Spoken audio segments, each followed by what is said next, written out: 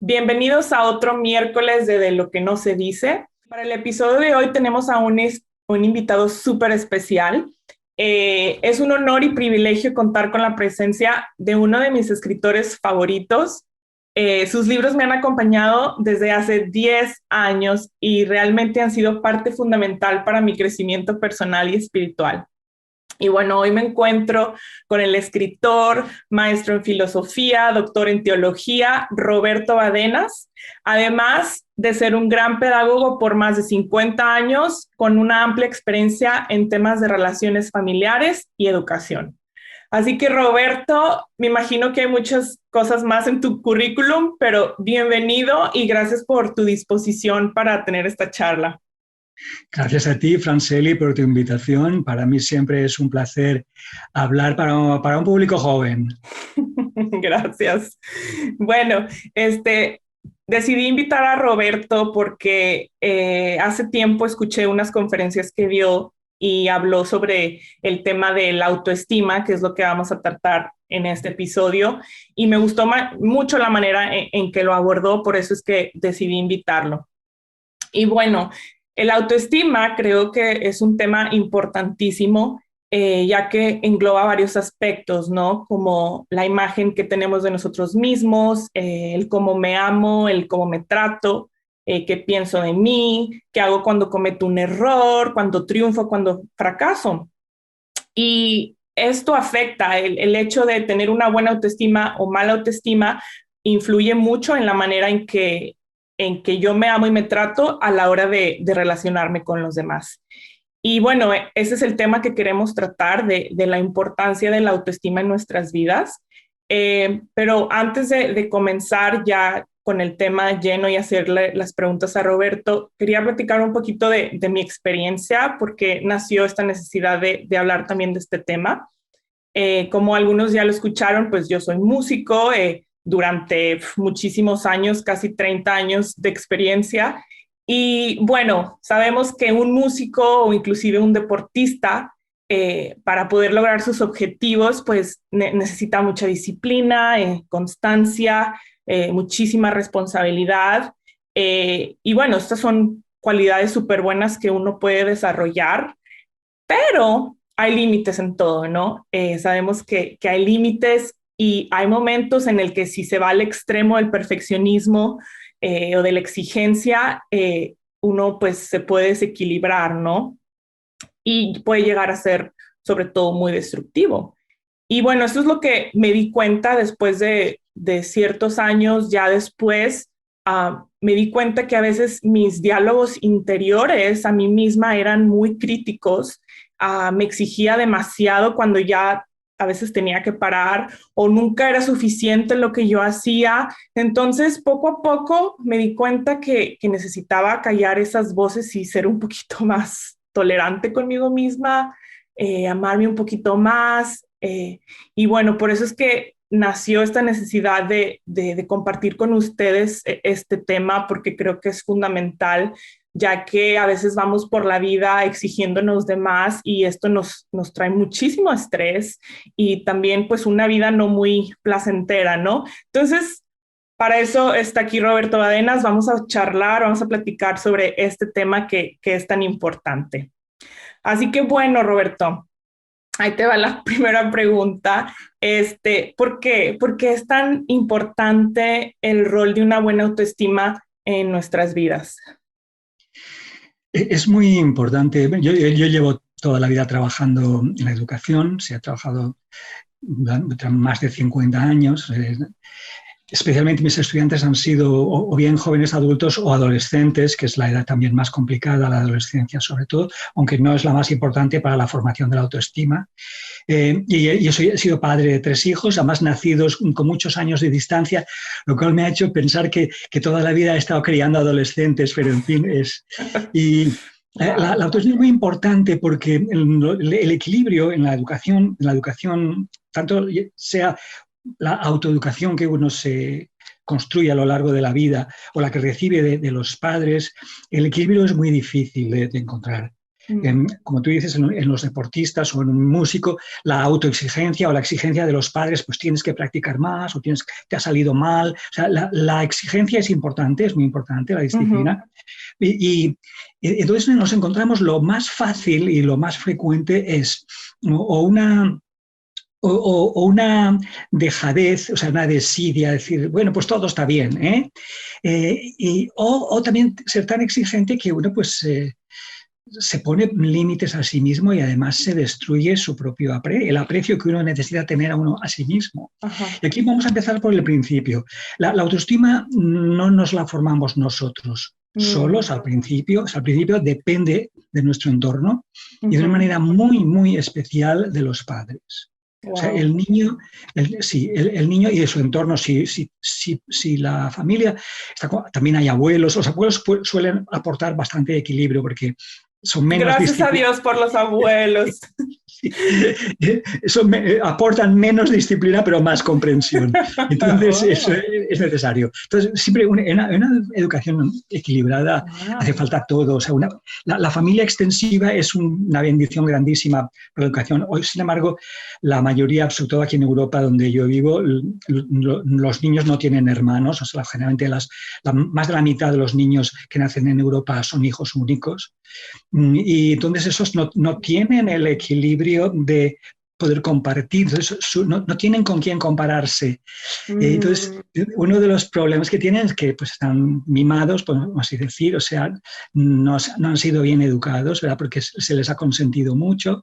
Pobrecito, si lo he tenido cuando ya tenía más de 30 años, porque claro, las madres también ahora se casan muy tarde o tienen los hijos muy tarde. Entonces, si he tenido un hijo tan tarde, he sacrificado todo, ahora pues está hiperprotegido. Entonces, el problema está entre la hiperprotección de un lado y por otro la terrible exigencia. Entonces, este equilibrio no es fácil, pero tiene que empezar en los niños pequeñitos.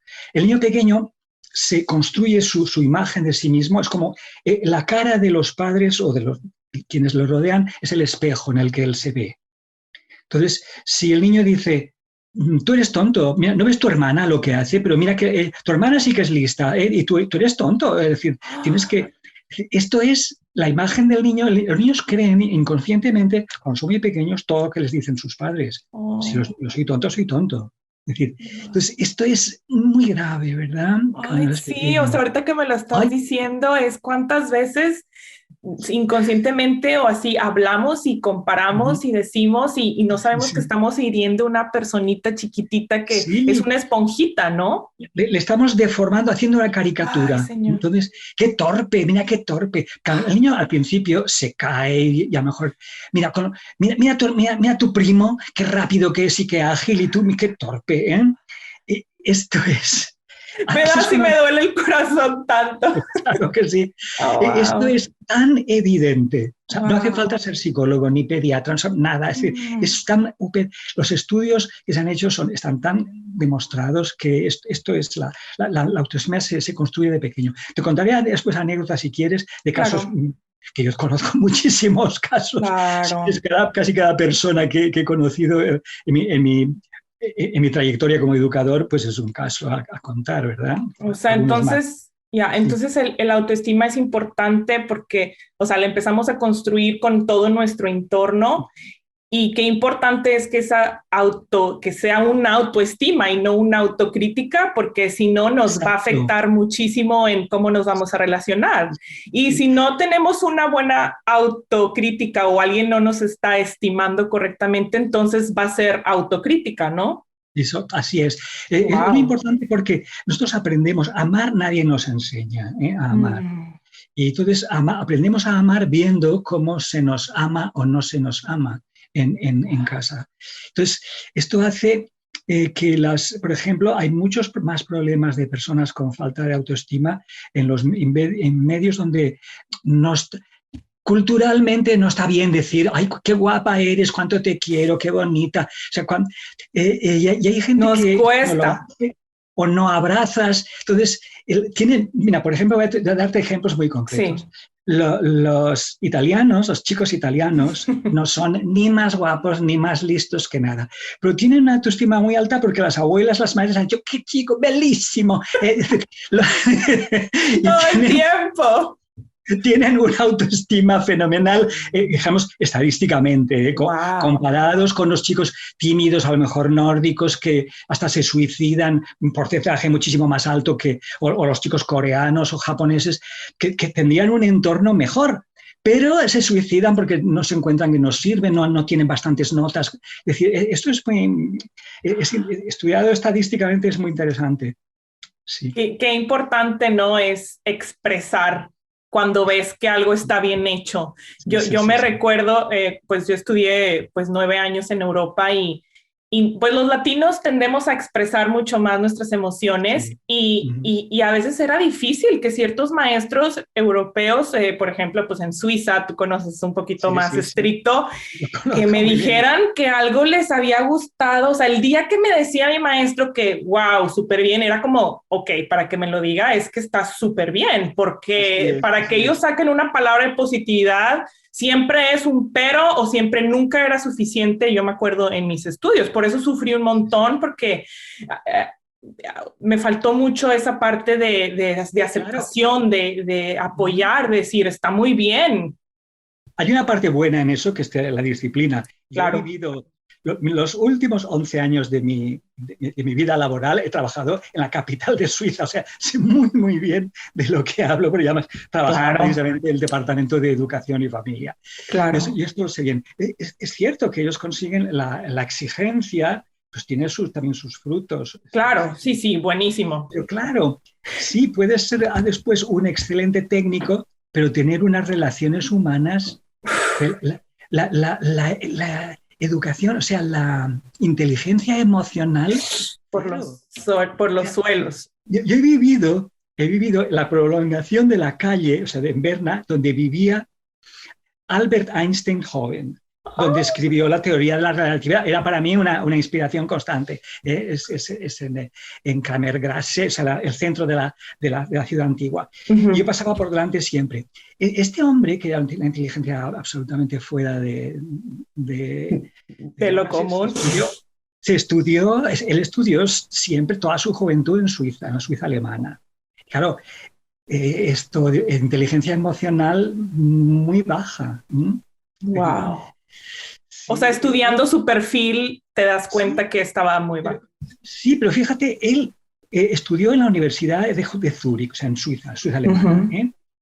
Y era como no lo comprendían del todo sus maestros, estudiando física, matemáticas y tal, pues lo encontraban, la idea que le transmitían era, eres tonto de remate, esas preguntas que haces no tienen sentido. Es decir, la imagen que él hubiese podido sacar de sí mismo si no hubiese sido tan genial, es que no servía. Además, se presentó, él sabía que era el mejor de la clase porque sabía más que los compañeros. Se presentó para ser profesor auxiliar y lo suspendieron, no lo quisieron. Y emplearon a alguno mucho más dócil, más hábil, que sabía muy bien responder a lo que los profesores querían, pero que jamás sacaría un premio Nobel ni ningún premio importante. Esto es un caso muy concreto que conozco muy bien porque he vivido en ese entorno. Claro, qué privilegio. Años. O sea que, por ejemplo, Einstein realmente sabía lo que estaba haciendo y estaba súper seguro de sí mismo para decir, bueno, pues no me importa lo que diga la gente y voy a agarrar mi seguridad porque yo creo esto o cómo. Pero ¿sabes por qué? No porque estaba en una zona germánica, sino porque era judío. ¡Wow! ¿Por qué? ¿Por qué? Porque el judío, dentro de los contextos, haciendo esto no puedo generalizar, porque hay toda clase de judíos como hay toda clase de españoles. Claro. Pero una cosa básica en las familias judías es we are the chosen, o sea, somos los elegidos. Y esta idea de que Dios te ha escogido, tú formas parte de un pueblo especial, se van a burlar de ti, claro que sí, se van a burlar. Pero la ventaja que tiene en general, o tienen muchos niños judíos con respecto a otros, es el apoyo, o sea, la autoestima que les da sus abuelas, sus padres, sus maestros. Y la preparación, lo que técnicamente se llama resiliencia, es decir, la capacidad de hacer frente a la adversidad. En el mundo ahora europeo, los niños son muy poco resilientes porque, ay, pobrecito, no, mira, cuando el niño saca malas notas, los padres van al maestro y ¿cómo le ha puesto usted estas notas? ¿Me Sí, comprende? Mientras que en una familia judía típica, vamos a decir, en que dice, mira, tú vas a ser perseguido, nos persiguen, nos van a matar, si pudieran. Tú no puedes esperar que nadie te apoye. Es decir, esta resiliencia, la capacidad de hacer frente a la adversidad, esto es una parte muy importante de la autoestima, es decir, un wow. factor importante. Es decir, porque el niño que nace, por ejemplo, con un handicap, Ujú. la autoestima, tú eres así, bueno, pues eres bajito, pues vas a ser bajito, es así, qué bien, y no pasa nada ser bajito. Las No. que yo, por ejemplo, tengo muchas personas que sus padres venían a consultarme. Decían, ay, es que mi hija pobrecita, mira, se siente toda frustrada, está muy triste. Claro, la niña es bajita y gorda porque tampoco la educan bien y su idea es que quiere ser top model. Es que no va a ser top model nunca, a no ser que la contrate Botero para sus esculturas en Colombia. Ay, Estoy haciendo la caricatura, pero cierto, la niña tiene que saber desde pequeña que no va a ser top model y además una top model, si una top model es como una jirafa, en realidad los top models no son el prototipo del ser humano, sino son excepciones. Entonces, el saber a partir de tu realidad, mm, puedes fomentar lo que necesitas para tu resiliencia, pero también para autoestima. Es decir, yo me estimo como soy, pues mira, bajito, pero mira qué bien, yo soy mejor en esto otro, o sea, bueno, pues tengo tendencia a estar más gordito, pues voy a hacer más régimen, pero voy a hacer más deporte. Es a partir, la autoestima que se construye positiva y duradera es a partir de la realidad, no mm. a partir de una imagen falsa, sino a partir de tu realidad. Y reconocer lo que sí Reconocerlo. tienes y no lo que no Exacto. tienes y lo que a lo Exacto. mejor no vas a poder llegar, o sea, siendo Exacto. Como realistas. estos casos de estas personas sin brazos o personas sin piernas que han llegado a una autoestima fantástica, Wow. pero han partido, nadie les ha engañado o los ha hecho que era una víctima. Quitar esa idea, eres una víctima, sino eres formidable dentro de lo que tú puedes. Y esto es sumamente importante. O sea, la autoestima solo se puede construir a partir de una imagen real. Uh-huh. Wow. De asumir la realidad. Asumir la realidad.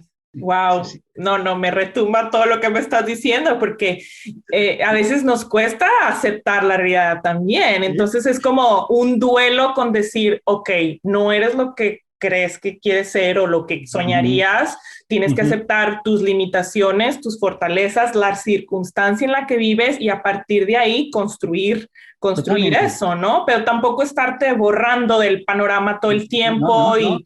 Es decir, la idea también es tú puedes. Es decir, Mm, sabiendo, no puedes aquello, pero esto sí. O sea, el mm, tú puedes, tú eres querido, tú eres valioso, tú tienes valores. Y tú crees, eso sí. Te voy a contar una experiencia que ujú. conozco muy bien. Mi papá, pues, vivió hasta los 96 años y medio, decía él, pero en fin, Oh, una vida, pero autónomo siempre. Estaba en su casa y él no quería cambiarse, decir, no, pero cuando sea mayor, cuando sea viejo, te lo pediré, porque gracias a Dios tenía muy buena salud y estaba solo. Pero los últimos años, el último año, llamamos a una señora para que todos los días pasase 1 hora o 2 por casa para verlo, porque ujú. todos los hijos vivíamos fuera y él vivía solo, él quería vivir solo a los 96. Wow. Entonces, bueno, esta señora le pagábamos para que fuera a verlo 2 horas al día. Ella iba, le veía si tenía ropa, la lavaba, le preparaba la comida y se iba. Y al día siguiente volvía, ¿verdad? Esta Ujú. señora tenía una niña, tenía una hija. Era una señora, pues claro, pobrecita, muy sencilla, hasta el punto pues que se ganaba la vida cuidando viejitos, como Ujú. mi padre. Entonces, una familia muy pobre, no solamente pobre, sino un poco inculta, porque tenían una niña que durante muchos años, durante 5 o 6 años, la trataban de tonta. Ay, es que esta niña es tonta. Se Ah, tropezaba con todo se le caía. Y hasta que una vez encontró una maestra, llegó una maestra nueva, joven, y era la ujú, maestra de educación física en la escuela primaria. Y la niña ujú, tenía ya 7 años. mm, Y la niña todo el mundo se reía de ella, todo el mundo le pegaba, ¿sabes? Los niños, el bullying siempre es sobre los niños los niños que no tienen autoestima. La autoestima es genial, o sea, la autoestima es suficiente para frenar el bullying. Bueno, esta niña, esta maestra joven la vio, le dijo, esta niña, total, se interesó por ella y le hizo una revisión médica, le pidió a los padres, vamos a llevarlos al médico de seguridad social. En España existe la medicina social.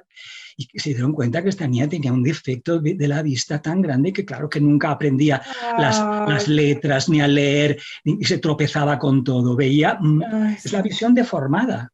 Claro. Y entonces esta mujer le dijo, ¿qué voy a hacer con ella? Entonces, se dio cuenta que la niña era niña fuerte, pero se tropezaba con todo, y los chicos de la calle, las chicas más grandes o los chicos mayores, pues le ponían la zancadilla o le daban golpes. Ya sabes lo crueles que pueden ser los niños. Entonces esta mujer empezó a enseñarle llaves de judo y de karate. Okay. Es decir, mira, cuando a ti te pegan así, tú agarras el brazo y haces ¡pum! Y le tiras por el aire. Ajá. Entonces, y empezó a enseñarle llaves muy sencillas. Cuando te agarran por detrás, tú haces ¡zas! Con el codo o con la pierna. Claro. Total, que le salía tan bien y se divertía tanto. Esto le daba tanto la autoestima de que yo puedo. Que pronto todos los chicos tenían pavor de acercarse y tocarle a ella, porque les daba unos revolcones y unos trompazos, cogía por el aire y lo tiraba al otro lado. Y se volvió la campeona de la escuela. Empezó a presentarla a concursos, era buenísima en judo. Esta chica, y ahora puedes confirmarlo yendo a internet, al poco tiempo era medalla en los Juegos Paralímpicos Mundiales de Judo. Wow. Se llama, mira, la conozco perfectísimamente porque era la hija de la señora que cuidaba a mi padre. ¡Wow! O sea. María Mónica Merenciano, varias veces premios mundiales de judo. Wow. Pero claro, una autoestima fantástica, ahora es la vedette del pueblo, la chica que sigue siendo igual de ciega, igual tiene el mismo problema, pero no tiene la misma autoestima, y esto se lo consiguió gracias a esta profesora que supo apreciar lo valioso que ella tenía. Fíjate, todo lo que me estás diciendo me hace eco porque ya platiqué en los episodios anteriores, pues de chiquita, pues mis padres tuvieron crisis en su matrimonio, ¿no? Y hubo momentos en los que tuvieron separaciones, y a mí me tocó vivir a veces con mi mamá y a veces con mi papá. Entonces era un vaivén, ¿no? Ahí, y en una época en la que vivíamos con mi mamá, recuerdo que pues en la escuela, cuando estaba yo chiquita en el kinder, yo me hacía pipí, o sea, era tanto el desequilibrio y lo que no sabía que iba a pasar, o voy allá, o voy acá, o voy aquí, voy allá. Y entonces ya aprendiéndole en terapia y todo, me di cuenta que pues era obviamente el desequilibrio emocional que tenía, no tenía como seguridad, estabilidad, no sabía lo que iba a pasar. Pero a lo que voy es que, Roberto, o sea, para mí, te lo cuento ahorita, antes lloraba, pero ya lo procesé, pero pues obviamente me hacía pipí a veces y se burlaban de mí, o sea, pues claro, te lo voy a decir, o sea, me decían zorrillo, me decían la pestosa, o sea, no se querían sentar conmigo. Entonces, imagínate, o sea, yo mi niña herida de cuánto sufrí ese bullying desde chiquita y pues lo que es juzgar, ¿no? Nadie se enteraba lo que yo estaba viendo en mi familia, ese miedo que a lo mejor yo tenía, que no me controlaba porque pues no sabía. Y ellos no lo veían. No lo veían. Entonces, pero a lo que voy es que en ese lugar hubo alguien que creyó en mí. Después entré en el mundo de la música.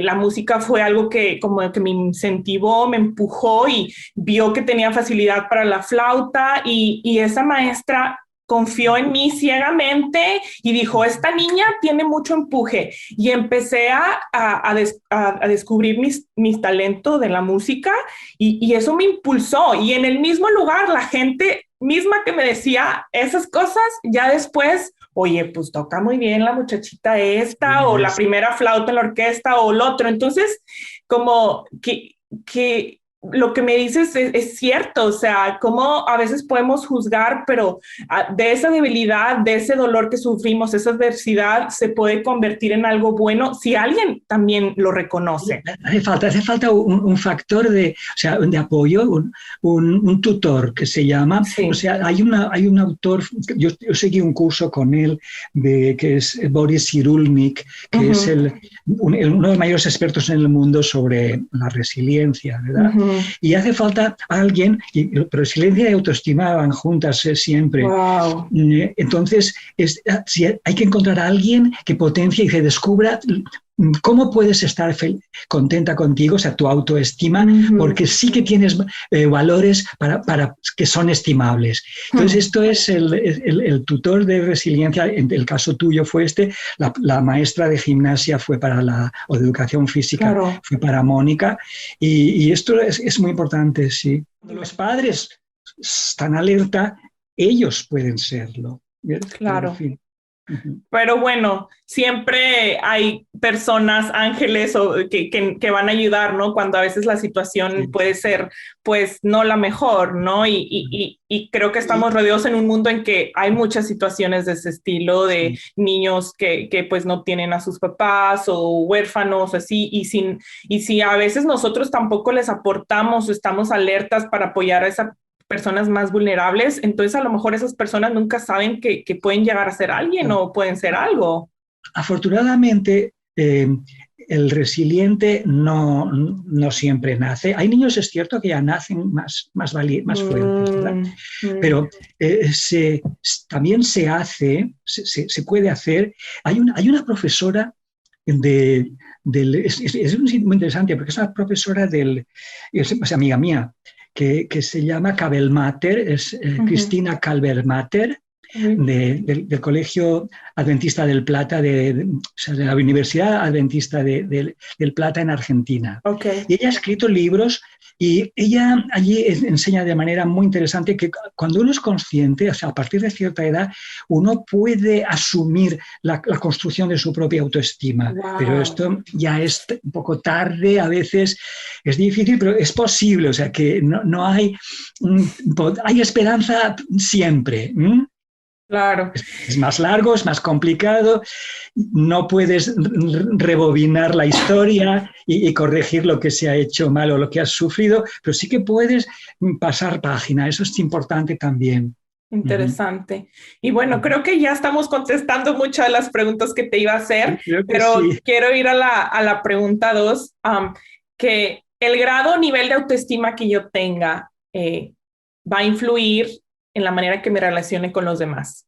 Es Sí, decir, porque si me amo poco, si me estimo poco, si me perdono poco, vamos a tener dificultades de hacer esto con los demás, ¿no? sí, voy a hacer menos con los demás, ¿eh? Normalmente menos. Mm, Es muy interesante. Aquí, tanto esto es válido para creyentes y no creyentes, hay una de las palabras más inteligentes de Jesús de Nazaret, creo que se encuentra en los Evangelios, y es que para la convivencia armoniosa entre los seres humanos, eh, un ideal es amar al otro como a uno mismo. Sí, como a uno mismo, lo que quiere decir, ya la no me famosa frase, amarás a tu sí, prójimo como a ti a ti mismo. mismo. Esa frase no es una frase religiosa en el vacío, es una frase de una profunda sabiduría. Wow. Es muy importante. Hay libros muy interesantes. Hay un profesor brasileño que ha estudiado la inteligencia de Jesús de Nazaret, que es sumamente importante. Y este es uno de los puntos donde destaca que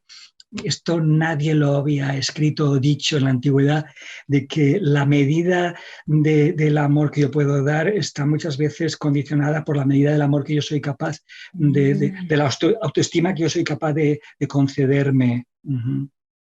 Pero Vale. sí es cierto, sí que es sumamente verdad que nuestra autoestima es condicionante en gran medida de nuestra capacidad de amar. Es decir, amar en el sentido, digamos, eh, griego, o sea, el sentido profundo de la palabra, que es buscar el bien del otro. No en el Wow. sentido novelesco romántico, porque Okay. amar, los griegos, yo fui profesor de griego muchos años, Wow. Uh-huh. y entonces los griegos tenían una civilización más cerebral que otras, o sea, desde de las antiguas la que más, ¿verdad? Más capacidad de abstracción, eso no significa que es superior, pero sí que lo es en capacidad de abstracción. Ujú, Y tenían 4 palabras distintas para hablar del amor. Entonces estaba el ujú, amor eros, de que ha salido nuestro erotismo, que es el amor pues, de sensaciones ujú. relacionadas con el sexo más o menos, ¿verdad? Eros. Estaba la filía, que es la amistad, el que es un amor, yo aprecio a alguien, pero sin que intervenga el sexo, para nada, es la Ujú. amistad, la filía. Estaba Storge, que era el amor familiar, en que yo defiendo a los míos, aunque no los quiera mucho, pero yo los defiendo. Es lo que los ingleses, en inglés se llama the sense of belonging. Ya, Es mi familia, me de pertenece, pertenecer. ¿verdad? Sí, Ujú. sí, viva España cuando gana el fútbol, cuando no me callo. ¿Eh? Es decir, Claro, es un sentimiento que también es una forma de amor, es decir, yo estoy con los míos. Bien. claro. Hay una cuarta forma que es el amor agape, que significa querer el bien del otro. Ok. No porque me guste, no porque esté enamorado, no porque sea romántico, es querer el bien del otro. Y ese es el grado profundo, ese es el test del verdadero amor. Wow. ¿No? Entonces, si yo quiero, para querer el bien del otro, yo tengo que querer el bien mío también. O sea, mi Sí. bien es que tú estés bien conmigo también. O sea, cuando... Nuestra relación con nosotros mismos. Exacto, incluso en la pareja, la mejor manera que yo tengo que quererme es que el otro me trate bien. Es decir, yo trato al otro de manera que esto repercute siempre sobre mí, en cierto sentido, sin darme, es como un efecto colateral. Puedo Mm. hacerlo más egoístamente o menos, pero es indudable que es un efecto colateral. Cuando yo quiero Wow. el bien del otro, ese bien repercute en mí. Y esa es la manera en la que el amarás a tu prójimo como a ti mismo tiene sentido, no el amor romántico, ni sexual, ni de otro. ¿Eh? Es esto. Wow. Cuando yo quiero el bien del otro, eso repercute en mi bien, y cuando yo quiero mi bien, eso repercute también en el del otro, cuando lo hago positivamente. Uh Wow. -huh. Pero que, por ejemplo, cuando esa autoestima, cuando no es posible ver que puedo tener algo bueno, cuando, por ejemplo, en una relación de alguna pareja o noviazgo o algo, la persona simplemente se detesta a sí misma o no se ve y no reconoce que la otra persona le quiere amar. O sea, hay algo que se tenga que trabajar de raíz, alguna terapia, Sí. algún trauma, Claro, porque ahí da la tercera pregunta, o sea, el rol, ya sea que fue el rol de nuestra familia de origen, que a lo mejor no tuvimos la mejor imagen, como decíamos, uh -huh. o a lo mejor ya tú decidiste autodestruirte después.